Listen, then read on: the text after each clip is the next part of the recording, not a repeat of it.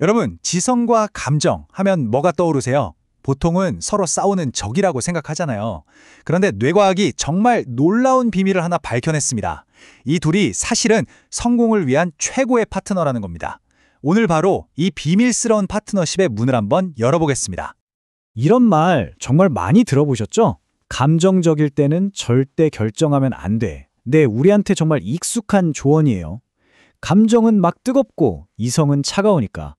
감정이 이성적인 판단을 망친다고, 그러니까 꾹꾹 눌러야 한다고.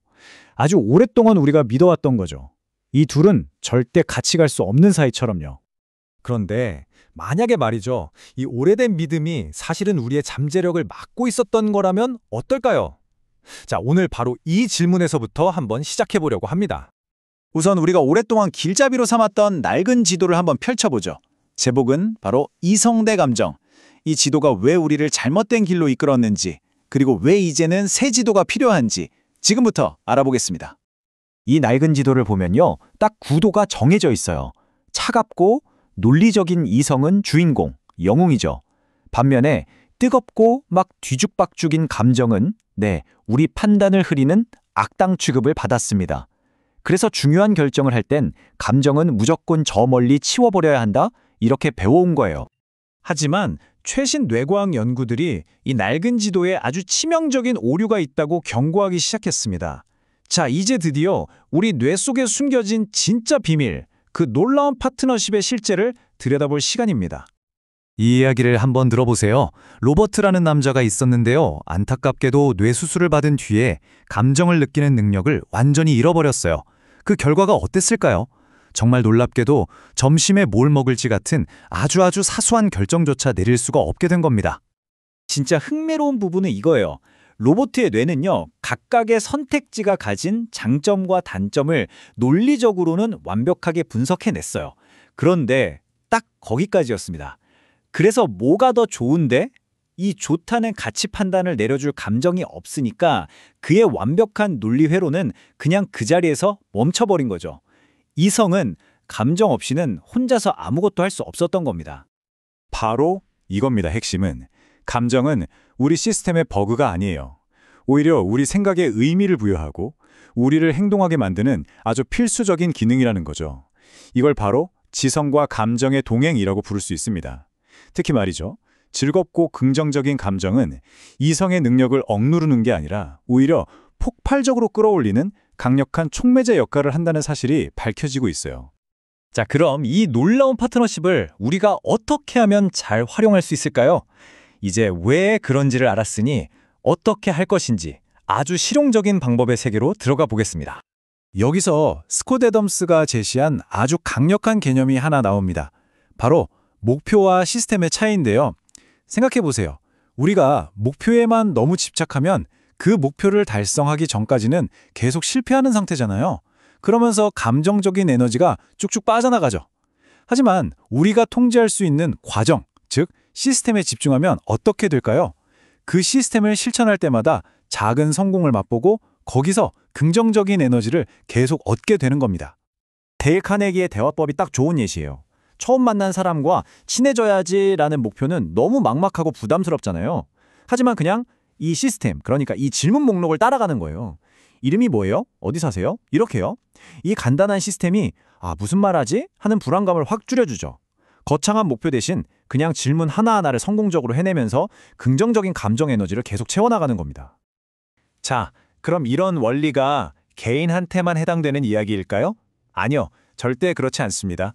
이 지성과 감정의 파트너십이라는 건요, 팀이나 조직 전체의 잠재력을 폭발시키는 이른바 집단 천재성을 깨우는 열쇠가 되기도 합니다.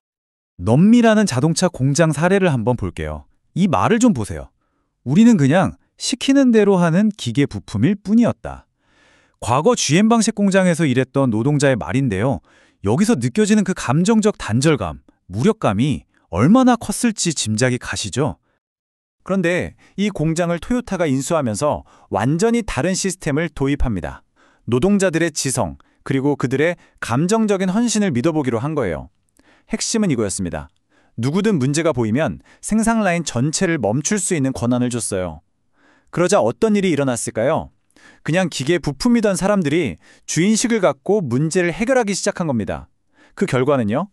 폐쇄 직전이던 공장이 GM 전체에서 생산성이 가장 높은 공장으로 완전히 뒤바뀌어 버렸습니다. 자, 이번에는 좀 다른 영역, 창의성의 세계로 한번 가볼까요? 바로 영화 겨울왕국 이야기입니다. 당시 제작팀은요, 캐릭터, 설정, 모든 걸 다 갖추고 있었는데도 이야기가 한 발짝도 나아가지 못하는 이른바 창의적 절망 상태에 빠져 있었어요. 머리로는 완벽하게 계산이 됐는데 이야기에 심장이 뛰질 않았던 거죠. 그때 디즈니의 리더가 이런 조언을 합니다. 더 깊이 당신의 내면으로 파고들어서 진짜 감정을 꺼내보라고요.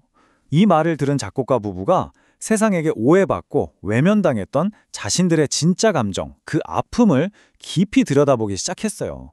그리고 바로 거기서 Let It Go가 터져 나온 겁니다. 이 노래 하나가 영화 전체의 감정적인 심장이 되면서 꽉 막혔던 모든 스토리를 단번에 뚫어버렸죠. 그 결과가 어땠냐고요? 무려 12억 8천만 달러, 우리 돈으로 1조 원이 훌쩍 넘는 돈이죠. 개봉 당시에 역대 애니메이션 흥행 1위라는 어마어마한 기록을 세웁니다. 개인의 가장 솔직한 감정이 가장 위대한 지적 돌파구를 만들고 결국 전례 없는 성공까지 이끌어낸 정말 상징적인 순간이었어요. 자, 어떻습니까? 이제 이성대 감정이라는 낡은 지도는 버려야 할 때가 온 것 같죠? 그 대신 우리 손에 새로운 나침반을 줄 시간입니다. 바로 지성과 감정을 하나로 통합해서 바라보는 새로운 전략. 이게 바로 그 나침반입니다. 오늘 우리가 함께 발견한 이 새로운 나침판의 핵심 원칙들 꼭 기억해 주세요. 첫째, 감정은 적이 아니라 최고의 파트너다. 둘째, 목표가 아닌 시스템으로 긍정적인 감정 에너지를 관리하라. 셋째, 팀의 감정적 헌신을 믿어라. 그게 바로 집단 천재성의 스위치다. 그리고 마지막으로 당신의 가장 개인적인 감정이 가장 강력한 창의적 데이터다. 이제 이 새로운 지도를 들고 여러분 각자의 삶이라는 영토를 탐험할 시간입니다. 더 이상 감정을 시끄러운 잡음 취급하지 마세요. 여러분의 감정은 세상을 해석하는 가장 중요한 데이터입니다. 이 소중한 데이터를 활용해서 여러분의 이성을, 여러분의 삶을 어떻게 한 단계 더 업그레이드할 수 있을지 오늘부터 그 멋진 탐색을 시작해보시는 건 어떨까요?